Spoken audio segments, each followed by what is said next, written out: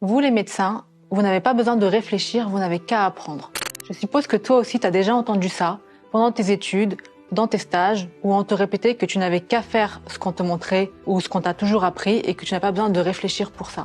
Moi aussi je l'ai souvent entendu et d'ailleurs c'est pour ça que cette croyance maintenant elle est ancrée en nous, où on pense qu'on n'a qu'à reproduire ce qu'on a appris. Et c'est ce qui fait que de nos jours, on reproduit des choses qu'on ne sait pas forcément pourquoi on les fait.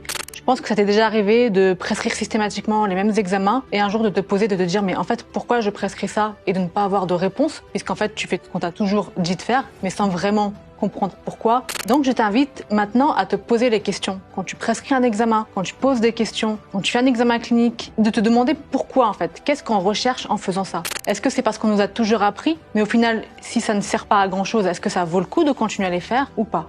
Vraiment, je pense que c'est important parce que c'est l'une des raisons pour lesquelles de nombreuses femmes, de nombreuses patientes ne sont pas soignées parce qu'on répète des choses qu'on nous a appris sans comprendre. Donc vraiment, si tu veux mieux soigner tes patientes, je t'invite vraiment à te poser les questions à chaque consultation de pourquoi tu prescris ça, qu'est-ce que tu recherches et de chercher à comprendre et à réfléchir et de ne pas faire ce qu'on t'a toujours dit systématiquement.